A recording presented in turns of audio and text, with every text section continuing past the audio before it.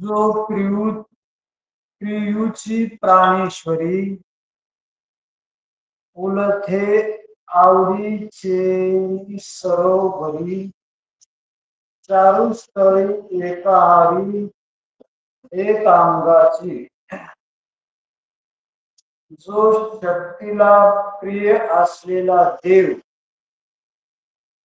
आपल्या आवडीच्या भराने शक्तीच्या रूपाने उलट होतो म्हणजे ईश्वराला आपण एक असलेले अनेक भावे अशी जेव्हा आवड निर्माण होते तेव्हा तो प्रकृतीच्या द्वारा भोगता भोग्य भावाला प्राप्त होतो।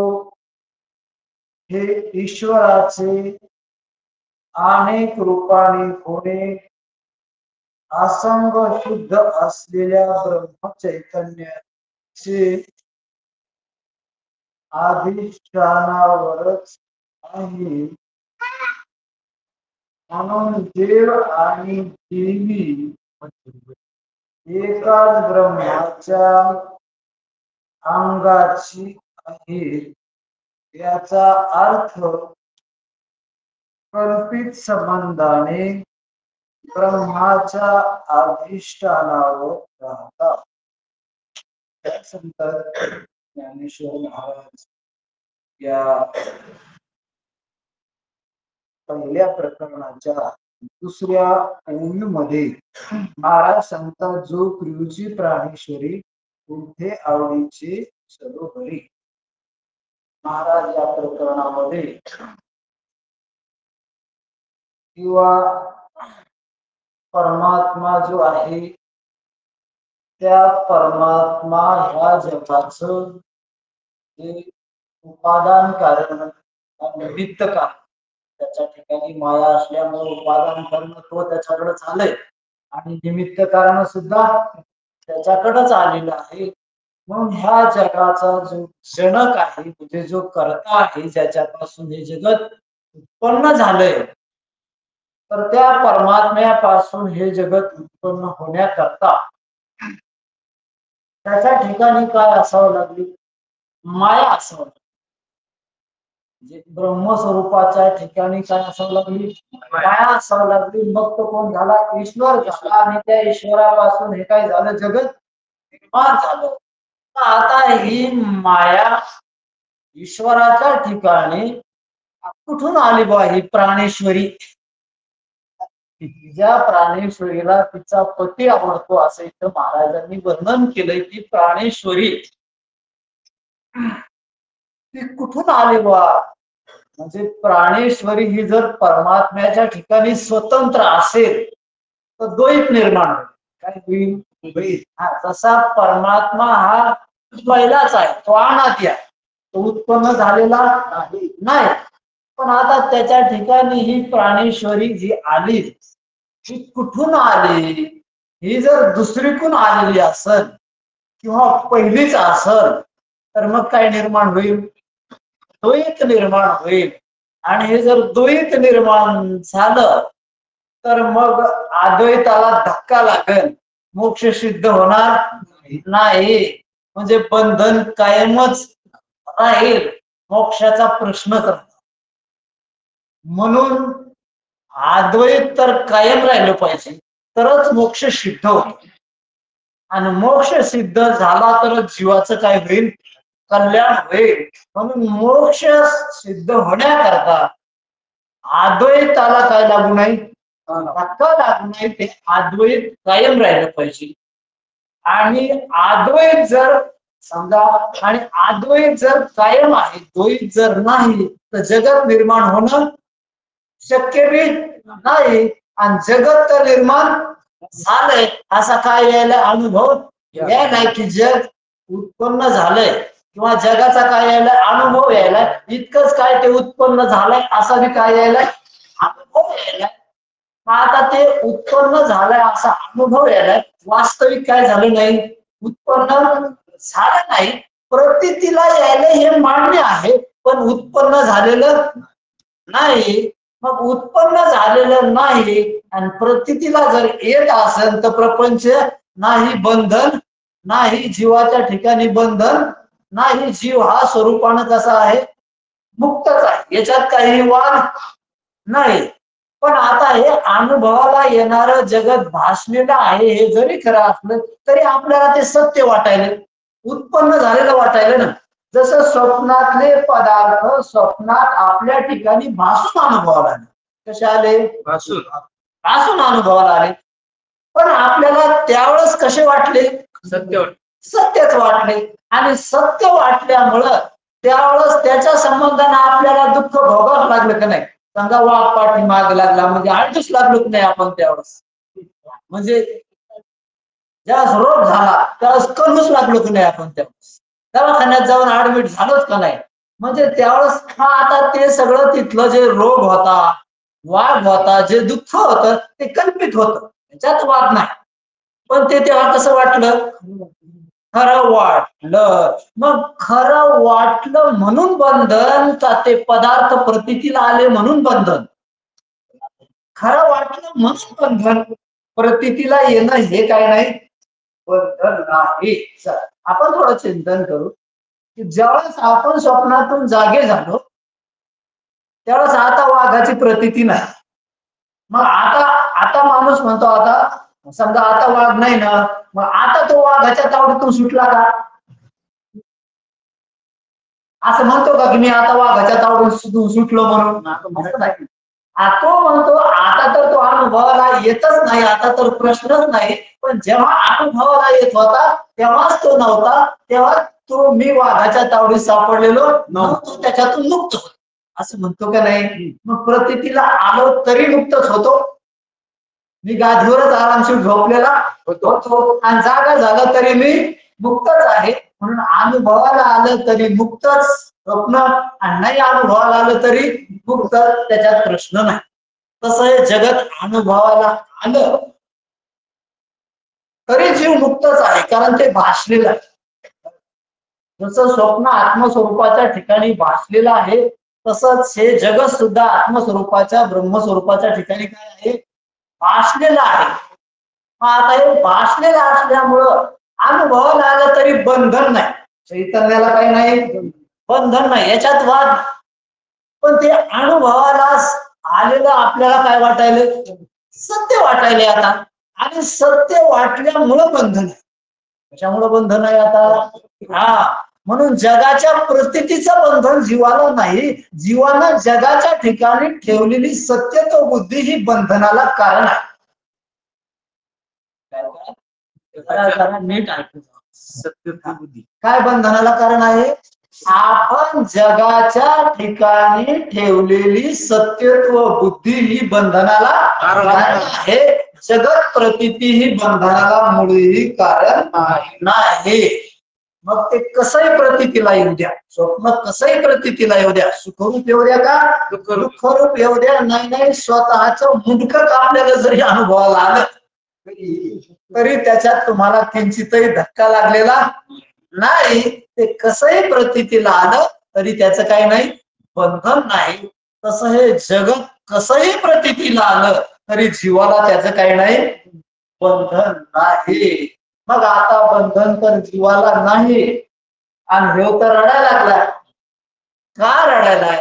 त्याचं कारण आहे. जसं स्वार्थ मागे लागलं नाही आणि हो तर बरायला लागलाय, वाघ मागे लागला, वाघ मागे लागला, याचं काय कारण? त्याला जाग करावं लागलं. लोकांना कळालं जागा असणाऱ्याला वाघ नाही, पण याला वाघ असल्याचा काय झालाय, स्वप्न पडलंय. म्हणून त्यांनी बाजूच्या माणसाने त्याला काय केलं, जागा केलं. आणि जागा झाल्यावर मात्र तोच म्हणू लागला वाघ नव्हता. आता वाघाचं बंधन नव्हतं म्हणून बरळत नव्हता, वाघाच्या ठिकाणी सत्यत्व बुद्धी होती, त्याचं काय होतं, बंधन होतं. तसं ह्या जगाचं जीवाला बंधन नाही. जगाच्या ठिकाणी आपण ठेवलेली जी सत्यत्व बुद्धी आहे तीच बंधनाला काय आहे, कारण आहे. मग आता आपल्याला काय करायचंय, या जगाच्या ठिकाणी असलेली सत्यत्व बुद्धी काढून घ्यायची. काय करायचंय, जगाची निवृत्ती करायची नाही, कारण जग उत्पन्न झालेलं नाही, जग भासलेलं आहे. भासलेल्या पदार्थाचा नाश करण्याची, निवृत्त करण्याची गरज नसती. ते दिसत असतानाच नाही, दिसत असतानाच नसतं, त्याला मारायची किंवा नाश करण्याची गरज नाही. मग आता म्हणून जगाच्या बाबतीत म्हणजे जग जसा म्हणजे मनातल्या वासना दूर करायच्या किंवा जन्ममरण दूर करायचंय किंवा कोणतं येणं जाणं दूर करायचंय असं काही नाही. हे दुःख पहिलंच नाही, फक्त त्याच्या ठिकाणी काय आहे, सत्यत्व बुद्धी आहे. ती सत्यत्व बुद्धी काढायची. काय करायची? म्हणून सत्यत्व बुद्धीचं बंधन आहे, जगाचं बंधन नाही. मग आता जग उत्पन्न झालेलं नाही याच्यात वादच नाही, पण ते आपल्याला उत्पन्न झालेलं वाटलंय का नाही? मग आता उत्पन्न तर झालेलं वाटलंय, आणि ते उत्पन्न झालं म्हणल्यावर आता ते खरंच वाटलं की नाही? आणि खरं वाटलं म्हणल्यावर आता त्याच्यातून मुक्त होणंच आहे का नाही? अहो, स्वप्नातला वाघ खरा नाही हे खरंय, पण तो बराळायला लागलाय, त्याला खरा वाटलाय, आरडायलाच का नाही? मग त्याच्याकरता आता त्याला जागा का होईना करणंच आलं का नाही? जोपर्यंत तो जागा होत नाही तोपर्यंत तो आढळणारच का नाही? म्हणजे त्याला आता बंधन आहेच का नाही? आहे. मग त्याला काय करावं लागत? जागा करावं लागत. तसं आहे, आपल्याला स्वरूपानं बंधन नाही, पण ते काय वाटायला आपल्याला खरं वाटायलं. खरं वाटायलं म्हणल्यावर आता त्याला आपल्या आत्मस्वरूपाचं काय आहे? अज्ञान आहे. आपलं जे पारमार्थिक अस्तित्व आहे, कोणचं अस्तित्व? पारमार्थिक. जसं स्वप्न खरं का वाटलं? आपलं व्यावहारिक अस्तित्व कळालं नाही म्हणून स्वप्न खरं. ज्यावेळेस आपल्याला व्यावहारिक अस्तित्वाचं ज्ञान झालं त्यावेळेस आपल्याला स्वप्न काय कळालं? भास होतं. तसं ही जी जागृती आहे, ही जागृती कशामुळे खरी वाटायली? आपलं जे पारमार्थिक स्वरूप आहे, आत्मस्वरूप आहे, त्याचं आपल्याला काय आहे? अज्ञान आहे. म्हणून ही जागृती काय वाटायली? खरी वाटायली. जेव्हा आपल्याला आपल्या पारमार्थिक अस्तित्व स्वरूपाचं ज्ञान होईल तेव्हा ही जागृती कशी आहे कळण, भास आहे हे कळण. मग आता आपल्याला आपल्या पारमार्थिक स्वरूपाचं ज्ञान होणं म्हणजेच या जागृतीचा काय होतो? बाद होतो. आता आपल्याला आपल्या पारमार्थिक स्वरूपाचं ज्ञान साधू संतानं, वेदानं, शास्त्राने सांगितलं. जीवावघे खोटा नागवी संदेह, या सगळ्या गोष्टी सांगितल्या. प्रपंच एक झाला होता इथं समूळ मिथ्या वार्ता पुढे होईल मागुता करा करता घडे. हे शास्त्रानं आपल्याला चिंतन सांगण्याचा काय केला? वेदानं पूर्वीपासून, जेव्हापासून जग आहे तेव्हापासून वेद आहे, शास्त्र आहे, अध्यात्म विद्या आहे, तेव्हापासून जीवाला सांगण्याचा काय केला? शास्त्रकारांनी प्रयत्न केला. आणि तो केलेला प्रयत्न जर आपण चिंतन श्रवण मन निधिध्यासन करून महावाक्याचं जर आपण केलं असतं तर आतापर्यंत आपल्याला हे जगत भास एक कळालं असतं. पण आपण श्रवण मन निधिध्यासन न केल्यामुळं आपल्याला हे जगत मिथ्या आहे हे कळालं नाही. म्हणून बंधन काय राहिलं? कायम राहिलं. आता जगत तर तुम्ही आपण खरं मानायला लागलो की नाही? आता खरं मानायलो, आता खरं मानायलं आणि याला खोटं सांगायला ते ऐकायला तयार नाही. मग आता काय पर्याय आहे त्याला? याच्याकरता काय पर्याय? मग आता याच्या अंतकरण काय आहे? अशुद्ध आहे. मानव काय मानव दोष मानव करत नाही.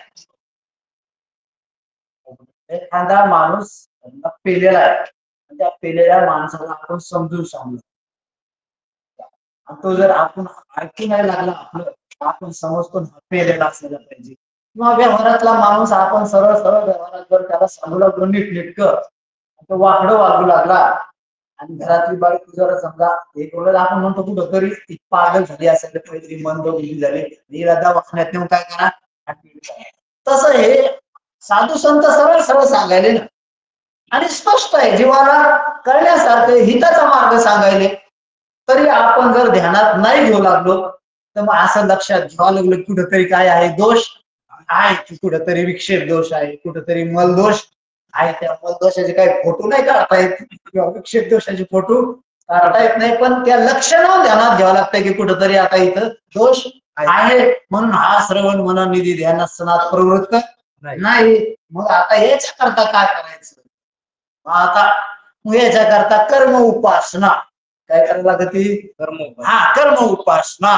मग आता उपासना करायची म्हणजे ईश्वराचीच करणार नव्हतं. कोणाची उपासना करणार? ईश्वराची उपासना करूनच अंतकरण काय होईल? शुद्ध होईल. मग आता तो ईश्वर काय आहे?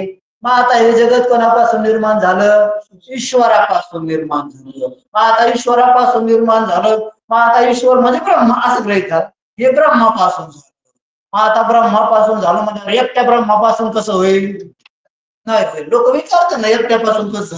तिकडे व्यवहारातले रीत लावतो ना ते एकट्या पुरुषापासून मुलं बाळ कसे होते? होते पुरुषच हे म्हणतो ना माझा मुलगा आहे. कोणाचा मुलगा आहे? माझा मुलगा. तिचा म्हणतो का? नाही. कोणाचा?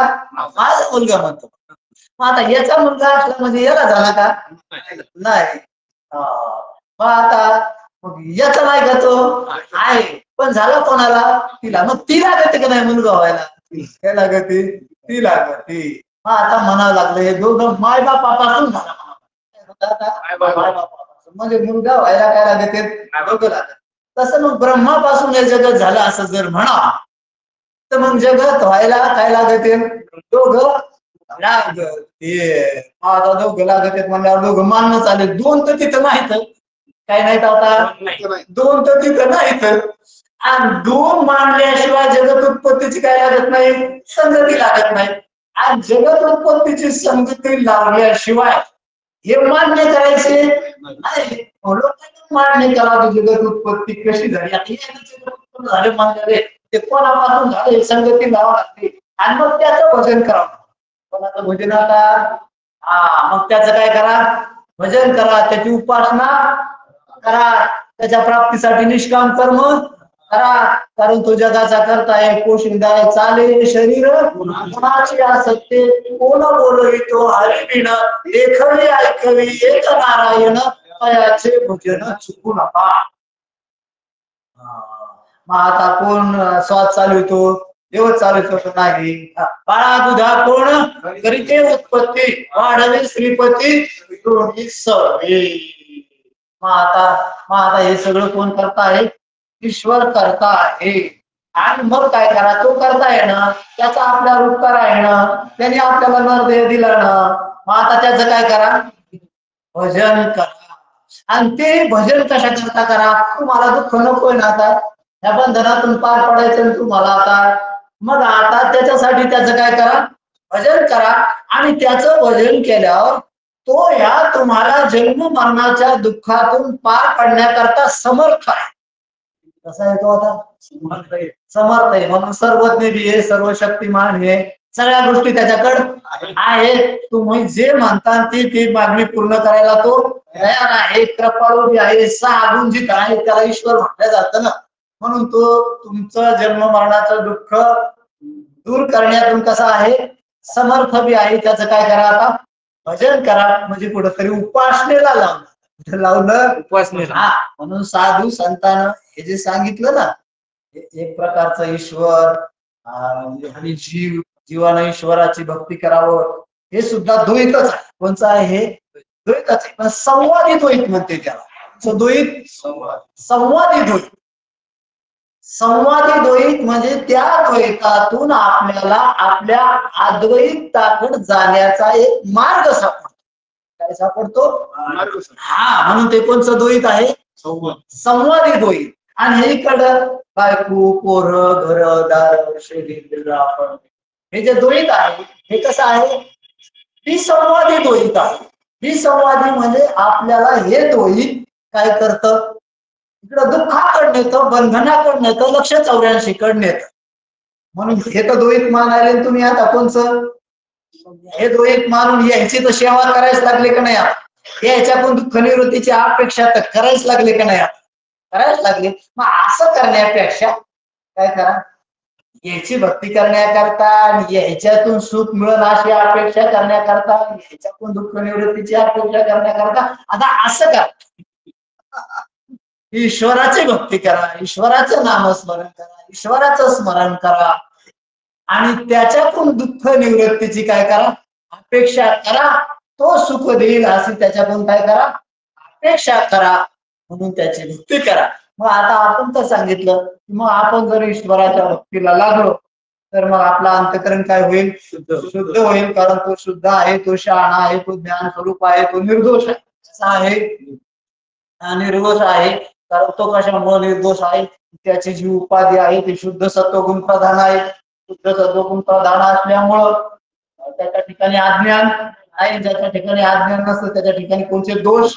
त्याच्या ठिकाणी अज्ञानाचा दोष नाही, त्याच्या ठिकाणी दुसरा कोणताच काही नसतो, दोष नसतो. म्हणून ईश्वराच्या ठिकाणी काही नाही, दोष नाही. तो सर्वज्ञ आहे. म्हणून त्याचं जर भजन केलं तर आपले बी काय जातील? दोष जातील. आणि आपले दोष गेल्यावर आपल्याला जे काही या संसार बंधनातून पार पडायचंय ती व्यवस्था कोण करील? तो करेल. तो हा उतरील हो नदीचा दुस्तर. याच्यात काही वाद नाही, काय नाही. समजू नका किंवा आपलं बंधन तो कशाला दूर करेल. आपल्याला चिंतन करावं लागेल ते खरंय, पण आता करीना ना तू. आपली आपण सोडवलं ते खरंय, पण आता इतक्या दिवसापासून सांगून ऐकायला तयार नाही ना. म्हणून आम्हाला सांगावं लागलं आता तो हा करील. आता काय कर, गपचूप देवाचं काय कर, भजन कर, त्याला शरण जा निष्ठेनं, त्याची निष्काम उपासना कर, त्याच्या प्राप्तीसाठी निष्काम कर्म कर. म्हणजे तो तुला ह्या बंधनातून काय करील? पार पाडील. आणि कसा पाडील? कसा पाडील तो त्याच्या पद्धतीनं तो समर्थ आहे. आपणच देव देव तसं बी होईल. कधी कधी तो देवच काय होईल? गुरु होईल. आणि तो जागृतीतच होईल एखाद्या वेळेस, असं नाही स्वप्नात बी होईल. कुठं होईल? त्याला सगळं काय करता येतं. काय करता येतं? म्हणून तुकाराम महाराजाला पुढे भेटल्या स्वप्नात काय होऊन? बाबाजी होऊन, गुरु होऊन. आणि तिथं काय केला? उपदेश केला. आणि तिथं केलेला उपदेश तुकाराम महाराजांना तितक्या उपदेशानं ज्ञान झालं. काय झालं? जागृतीतला तर जाऊ द्या, पण कुठला? स्वप्नातला उपदेश. आणि स्वप्नातल्या उपदेशानं तुकाराम महाराजाला ज्ञान झालं. एवढा तुकाराम महाराजाच्या अंतकरणाचा अधिकार ईश्वराच्या नामस्मरणानं भक्तीनं वाढलेला होता. इतकी तुकाराम महाराजांची काय होती? भक्ती होती, ती निष्ठा होती. म्हणजे आणि त्या भक्तीनं त्यांच्या अंतकरणाचा काय वाढला होता? अधिकार वाढला होता. तो स्वप्नात ज्ञान झालं. त्या गुरुमंत्र ऐकल्याबरोबर कुठं ज्ञान झालं? स्वप्नात. म्हणून आपणच देव गुरु. चला आता तिथं स्वतःहून गुरु झाला स्वप्नात. कुठं झाला तर तुकाराम महाराजाला? स्वप्नात. आणि अर्जुनाला उद्धवाला जागृतीत झाला. कुठं झाला? जागृतीत झाला. कारण अर्जुनाला जेव्हा तिथं भ्रांती झाली, त्याला त्या दुःखातून पार पाडण्याकरता देव तिथं कोण झाला? गुरु झाला. आता देवाचं पोझिशन ठेवलं नाही तिथं. त्या म्हणजे पोझिशन तो कुठं झाला? काय झाला? आता गुरु झाला. आणि मग गुरु होऊन मग त्यांनी काय सांगितलं अर्जुनाला? ज्ञान सांगितलं, उपदेश सांगितला. म्हणजे आपणच झाला. उद्धवाला सुद्धा कोण गुरु झाला? आपणच झाला. आणि नामदेवाला आपण नाही झाला, संताकडे.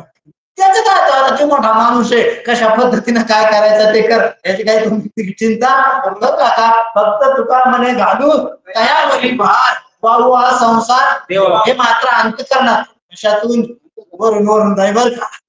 वरून वरून भजन करणं, वरून वरून कर्म करणं किंवा वाऱ्या करणं ही गोष्ट वेगळी आहे. तो केवळ चालबाजपणा आहे. कसा आहे तो? त्या अंतकरणातून. आणि अंतकरणातून कोण करीत असतो? ज्याला संसार बंधनातून इमानदारीनं पार पडायचं त्याला. म्हणून म्हणजे अंतकरणात दोष जरी असतील त्याला बर का, तरी तो साधकच आहे. कसा आहे तो? शेवटी साधकच असावा. मुक्त होण्याकरता ईश्वराची उपासना करून अंतकरण शुद्ध होण्याकरता तरी काय लागतो? अरे साधकच लागतो.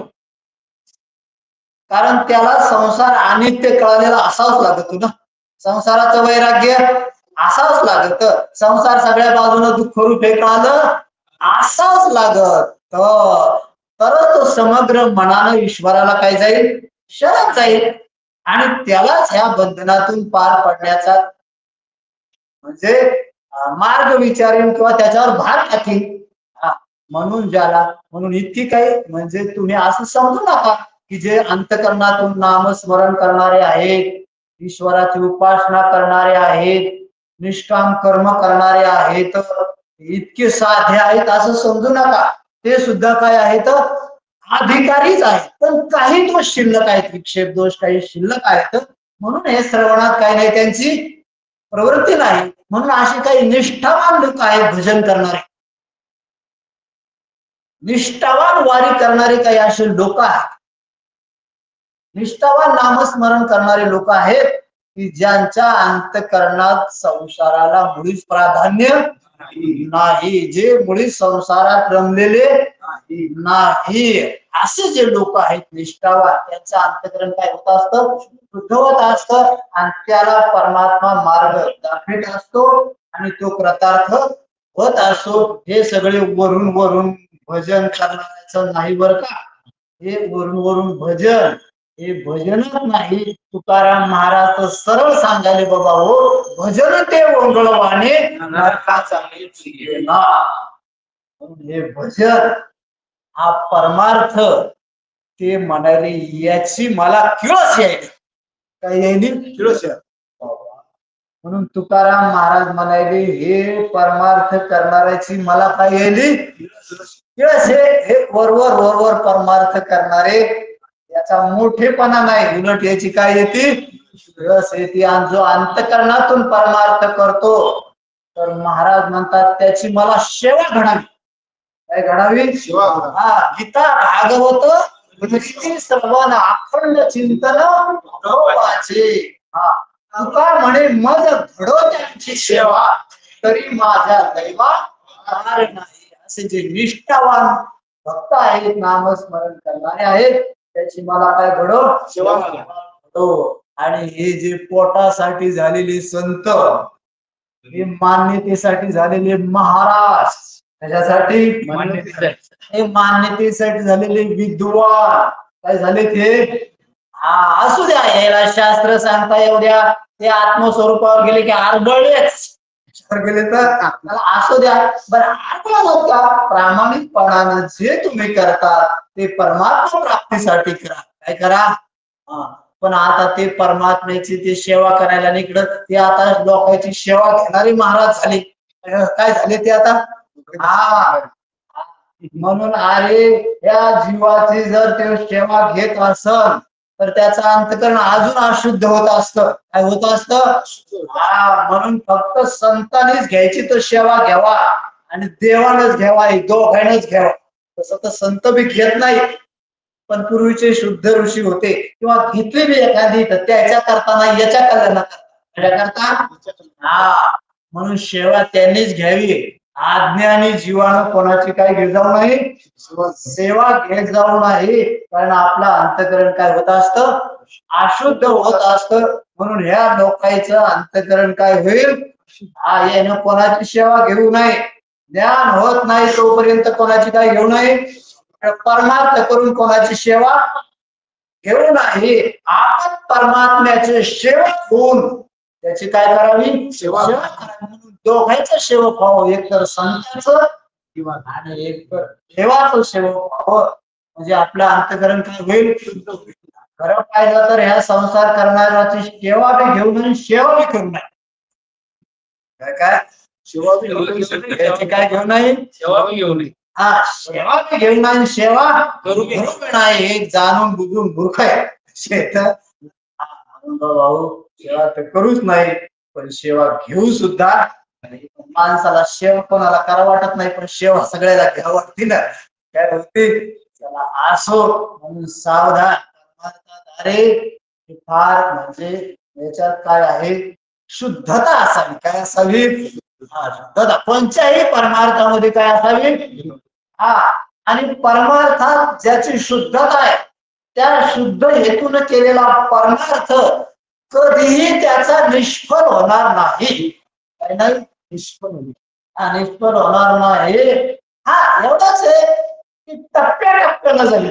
कसा जाईल, तो त्याच्या कल्याणावर जाईल, पण कसा जाईल? थोडा टप्प्याटप्प्यानं. म्हणून तुम्हाला एक उदाहरण सांगतो. तुमच्या बहिणाबाई तुकाराम महाराजांच्या शिष्य बहिणाबाई, आणि बहिणाबाईचं जेव्हा शरीर सुटायचं त्यावेळेस त्यांनी त्यांच्या मुलाला बोलावून घेतलं आणि त्याला सांगितलं की आता माझं 18 दिवसानं काय सुटणार? शरीर सुटणार.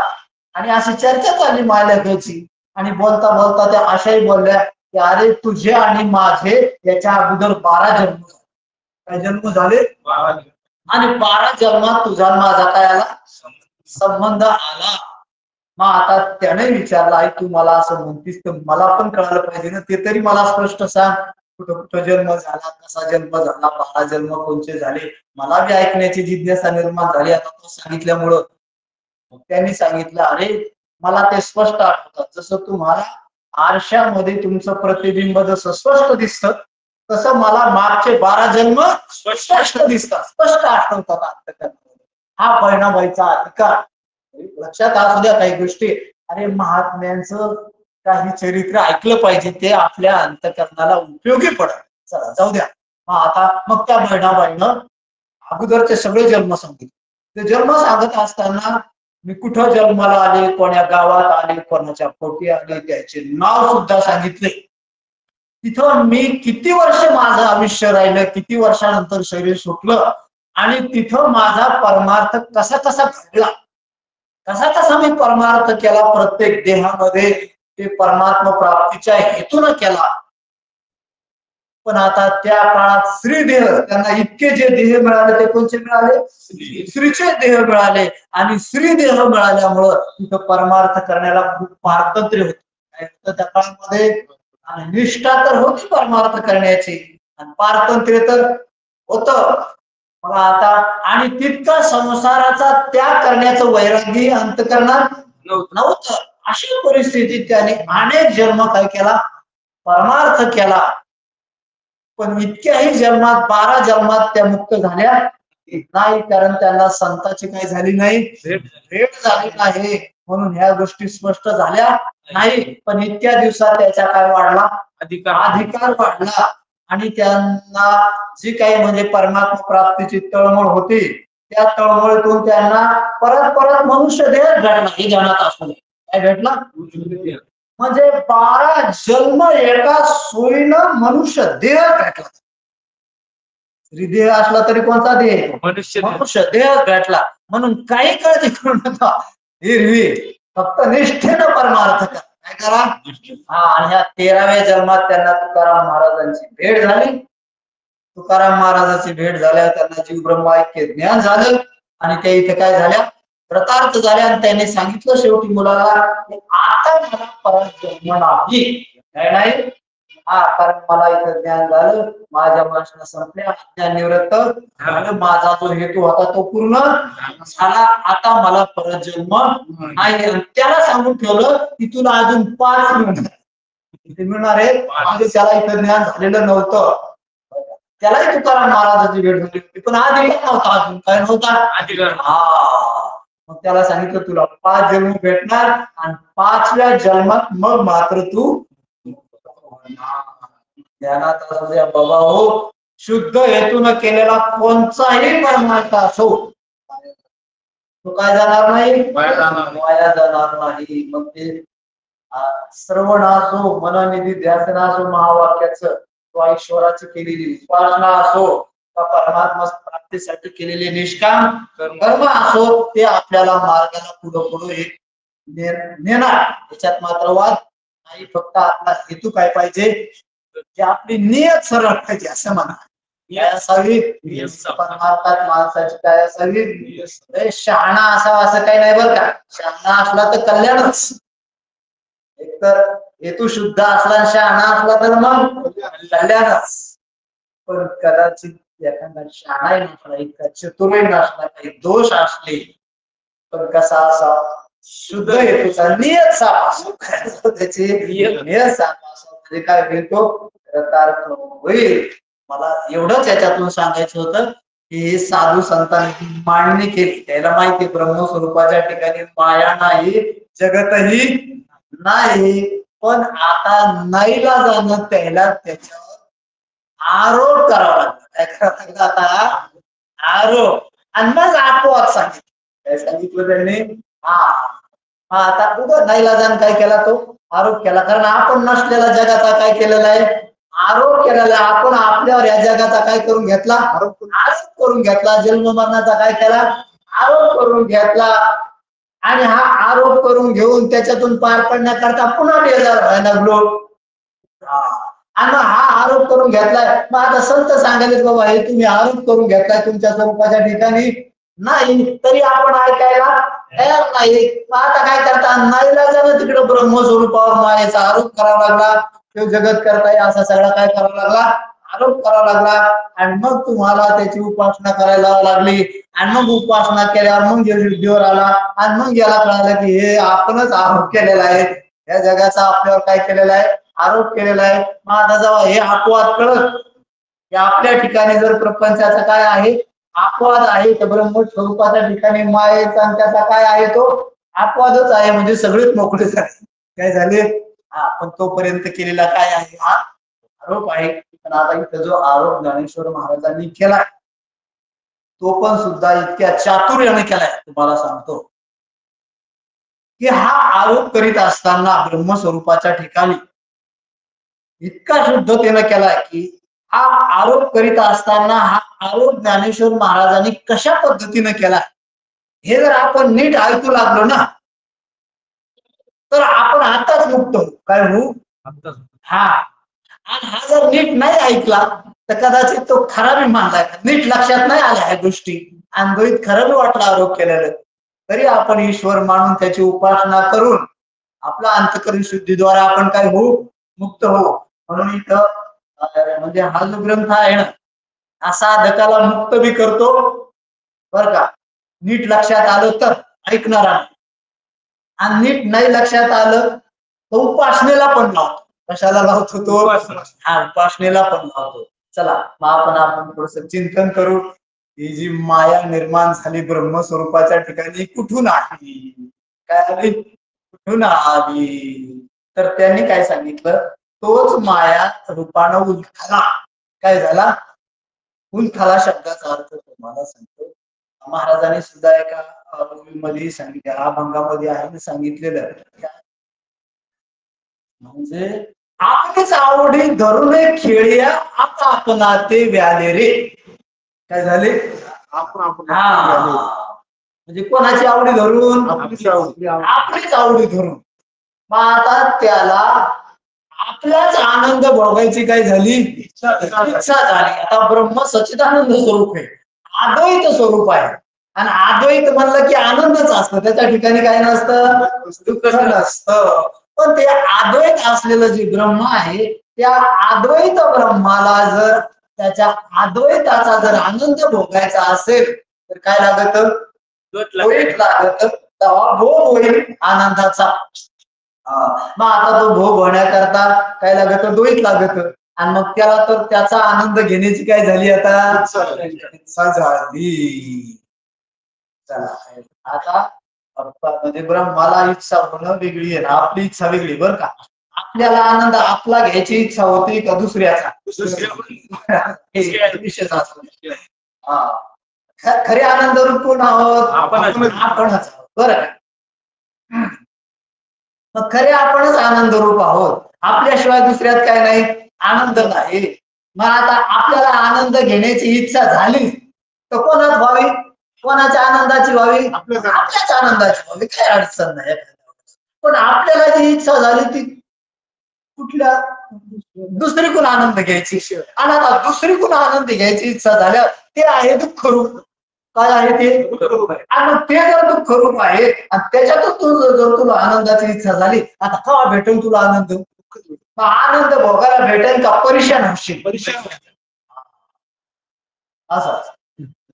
आणि ब्रह्माला जी इच्छा झाली ती दुसऱ्यातून आनंद घ्यायची नाही झाली. म्हणून जीवनमुक्ताला बी इच्छा आनंदाची असते बरं का. ग्रहित धरा. आणि अज्ञानाला बी आनंदाची इच्छा असते, पण आनंद म्हणजे अज्ञानाला जी आनंद प्राप्तीची इच्छा असते आनंदाची ती दुसऱ्याकडून असते, आणि जीवनमुक्ताला बी आनंद भोगायची इच्छा असते, पण कोणाचा असते? आपलाच. आणि ज्या वेळेस आनंद होतो बरं का प्रत्येक जीवाला, तो स्वतःचाच होतो. त्याने विषयात जरी मानला असला तरी होतो कोणाचा? स्वतःचा. पण आपण काय केलं? कोणाचा मानला? दुसऱ्याचा मानला. आणि जीवनमुक्ताला बी आनंद होतो, तो कोणाचा होतो? स्वतःचाच होतो. आणि त्याने कोणाचा मानला? स्वतःचा. हे विशेष आहे. म्हणजे इच्छा होण्यात फरक आहे. म्हणून अज्ञानाची इच्छा बंधनाला कारण आहे, अज्ञानाची इच्छा बंधनाला कारण नाही, कारण त्याच्यात अज्ञान नाही, त्याला स्वरूपाचं काही नाही, अज्ञान नाही. पण काय बिघडलं? त्याला जर त्याचा आनंद घ्यायची इच्छा झाली तर काही बंधन आहे का? बिघडलं का? नाही. मग होऊ द्या, काही अडचण नाही, हे करायचं. तसं ब्रह्माला आपलाच आनंद घेण्याची काय झाली? झाली. आणि आता बोलू शक्य नाही. इतकी शहाणे जर तुम्ही असाल तर तुमच्या ठिकाणी जगत झालं नाही, इतके शहाणे असाल तुम्ही. आणि इतके शहाणे असणाऱ्याला सांगायचं पण आता इतके मूर्ख आहेत ना. तुम्हाला जर दुःख पदार्थातील सुखाच्या प्राप्तीची इच्छा होती, इतके जर मूर्ख आहेत, तर आमच्या ब्रह्माला त्याचा आनंद घ्यायची इच्छा होणं काय वावग आहे का? झाली काय झाली? हा, म्हणून ब्रह्माला आपल्याच आनंदाची काय झाली? इच्छा झाली, आणि मग त्याला त्याचा आनंद घ्यायची इच्छा झाली. तर मग आता तोच आता द्वैत निर्माण करायचे. द्वैत निर्माण करायचे म्हणजे तिथं कारणवाद नाही, अध्यासवाद. त्याला इच्छा झाली ना, मग तोच आता मायेच्या रूपानं भासला, उंथला. काय झाला? मायेच्या रूपानं काय झाला? तो आता उंथला, म्हणजे काय झाला? भासला. एक गंमत करू आपण. समजा एखादा ब्रह्मचारी, काय ब्रह्मचारी, हा, हे साधारण लक्षात घेण्याकरता घेऊ काही गोष्टी, जमन न जमन, लागन न लागन दृष्टांत त्याच्या ठिकाणी, कारण पूर्णतः लागत नसतो, पण उदाहरण घेण्याकरता एखादा ब्रह्मचारी आणि त्याला त्याच्या पुरुषत्वाचा आनंद भोगण्याची एखाद्या वेळेस इच्छा झाली असं गृहीत होऊ शकते, कारण पुरुष आहे शेवटी. ब्रह्मचारी असला तरी कोण आहे? पुरुष आहे. त्याच्याच पुरुषत्व जे आहे त्या आनंदाची त्याला काय झाली? इच्छा झाली. पण आता इथं लग्न झालेलं नाही, कुठून घेणार तो त्याच्या पुरुषत्वाचा आनंद? मग आता काय झालं? तिची इच्छा घेऊन एखाद्यावर त्याला स्वप्न पडलं. काय झालं आता? स्वप्न पडलं. स्वप्नात त्याचं काय झालं? आणि तो त्यानं त्याच्याच आनंदाचा तिथं काय घेतला? भोग घेतला. समजा आनंद भोगायला त्याला मिळाला त्याचा. मग आता तिथली जी काही त्या ब्रह्मचार्याची बायको आहे ती त्याच्या सासऱ्याची मुलगी का नाही?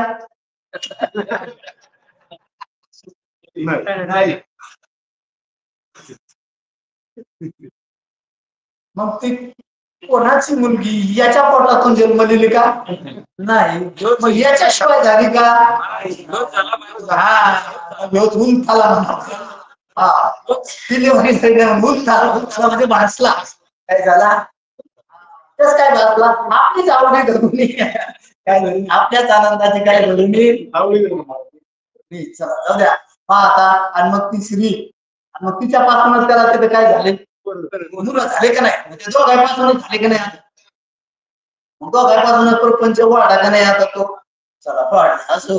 मग आता आम्हाला आपल्याला एवढं ध्यानात घ्यायचं की द्वैत लागत, पण ते द्वैत सत्यच लागत असं काही नाही. मिथ्या द्वैत असलं तरी तसा भास होऊ शकतो. चला, आणि मिथ्या प्रपंच निर्माण व्हायला दुसऱ्याची काय नाही गरज नाही, कारण आपलीच आवड करून.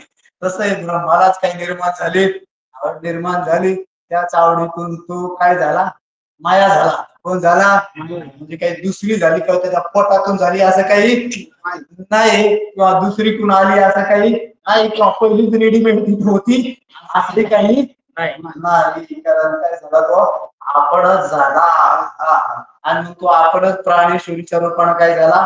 त्याला मग त्या प्राणेश्वरीचा काय आला? त्याला संबंध आला, आणि त्या दोन्हीच्या संबंधातून या जगाची काय झाली? उत्पत्ती झाली. चला, त्याला म्हणावं ईश्वर. काय म्हणा त्याला आता? ईश्वर. तो झाला आता ईश्वर आणि त्याच्यापासूनच या जगाची काय झाली उत्पत्ती झाली एवढं सांगितलं. आता त्या ईश्वराच्या स्वरूपामध्ये माया बी आली का नाही आणि ब्रह्म बी आलं दोन्ही बी आलं. चला आता तुम्हाला सांगतो ज्यावेळेस ते आता घेऊच आपण की ज्यावेळेस आता स्वप्न पडलं ना ब्रह्मचार्याला गृहीत धर.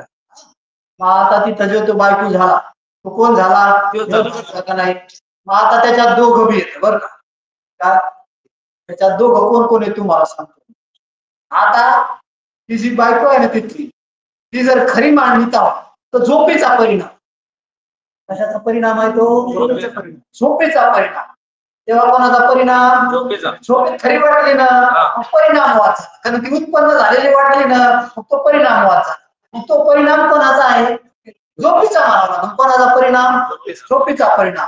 आता जाग झाली जाग झाल्यावर तो उत्पन्न झालेली मानला का भासलेली मानला भासलेली मानला म्हणजे विवर्त मानला त्याला. तो आपला काय मानला भास मानला म्हणजे तो कोणाचा विवर्त चैतन्याचा विवर्त असं गृहीत. कोणाचा विवर्त येतो म्हणून स्वप्नातली बायको चैतन्याचा विवर्त आणि झोपीचा परिणाम. बर तसं आता तुम्ही त्या जगात परिणामवाद मानायले ना.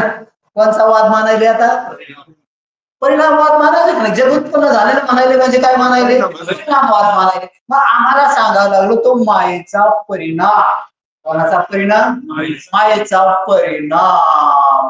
आणि जर हे कल्पित कळालं तर मग चैतन्याचा एक कल्पित कळालं तरी अनुभवाला येतच आणि परिणामवाद मानला तरी अनुभवाला येतच. पण परिणामवादात सत्य मानलं म्हणून मायेचा मानावा लागला म्हणून माया मानावा लागली आणि भासलेला म्हणलं की चैतन्याचा विवर्त झाला.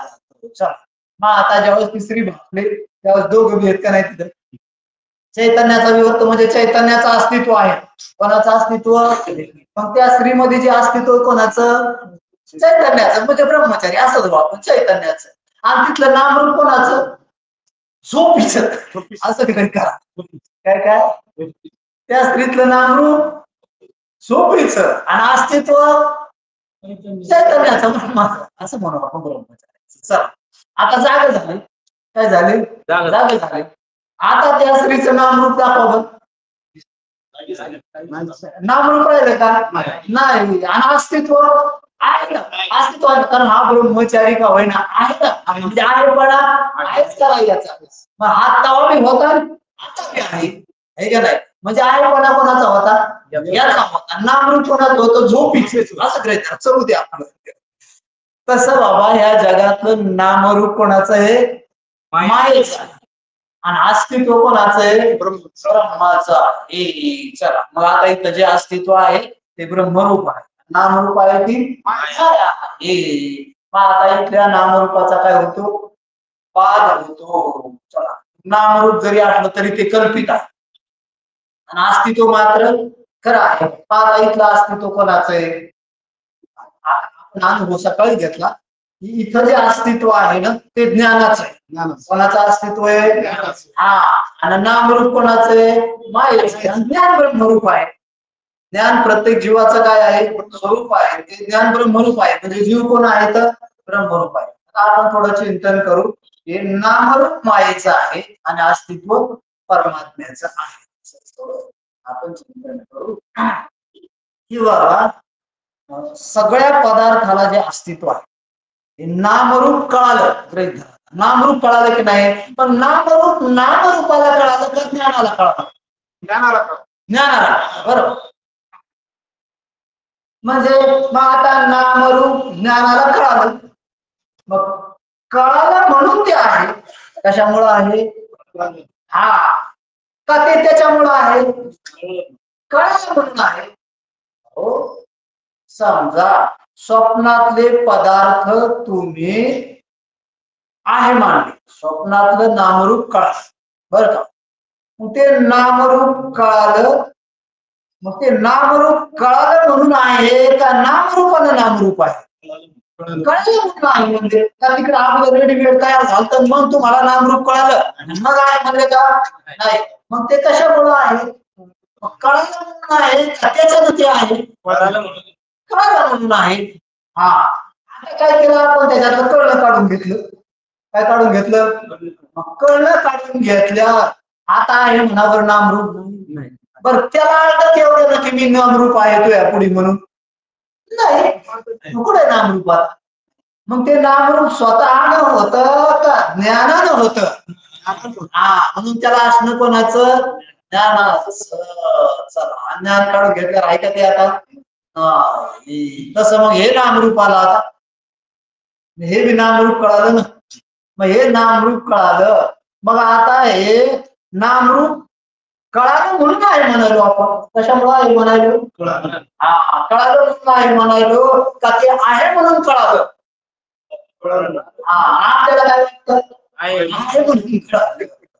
आता आहे म्हणून जर कळालं म्हणा तर मग स्वप्नात बी कळालं असतं ना. तिकडे बी त्याचा आहेपणा आला असता किंवा आपलं नसतं कळालं ते बोललं झालं असतं आपल्या समोर की आम्ही आहे ना.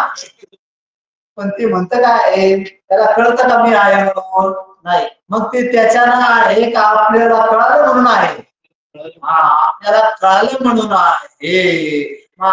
म्हणजे त्याला आहेपणा कशाचा आहे? आपलं कळण्याचा आहे. आपण जेव्हा कळणं काढून घेतलं इंद्रियातून झोपीत गेलो तेव्हा या नामरूपाला म्हणणं म्हणा आहे. हिनं आपल्या समोर बोंबलत पुन्हा झोपीत की आहे ना मी कुठे चालला तू झोपीत असं म्हणू शकता का ते? म्हणजे तेव्हा हे नव्हतं. मग जागा झाल्यावर कुठून आलं? हे आलं बिलं नाही. आपणच त्याला आहे म्हणतो. काय म्हणतो?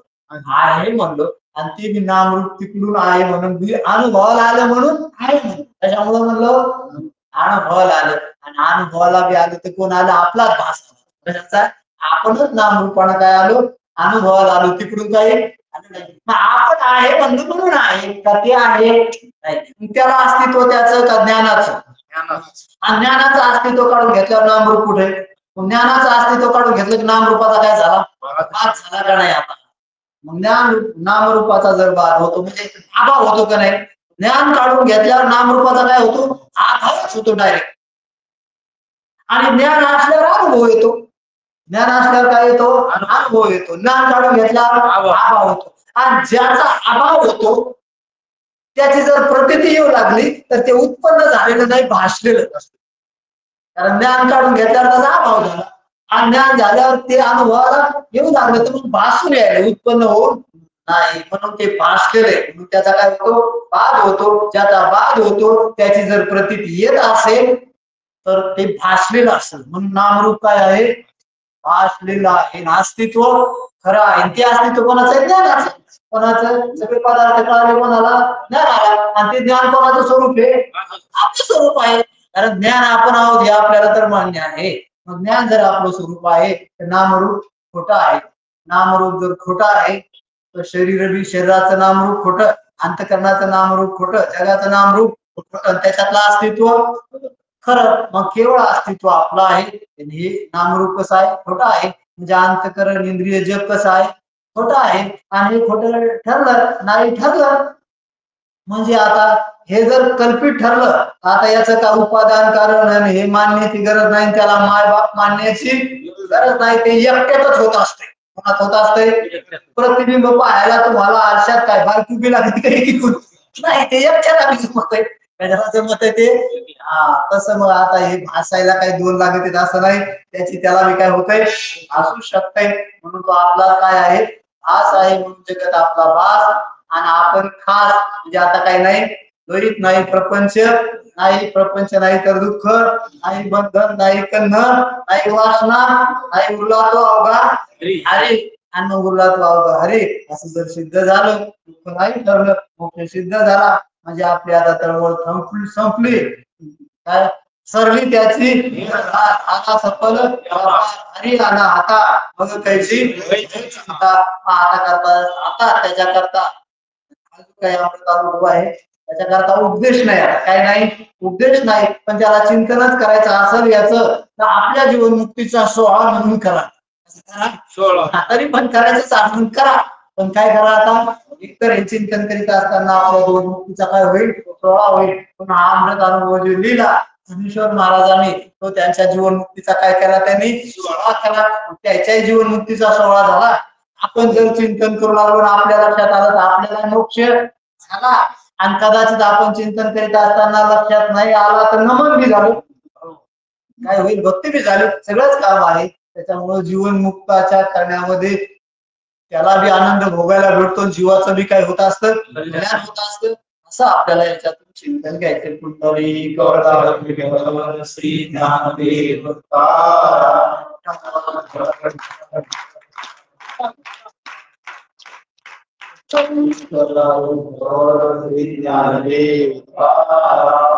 ज्ञानेश्वर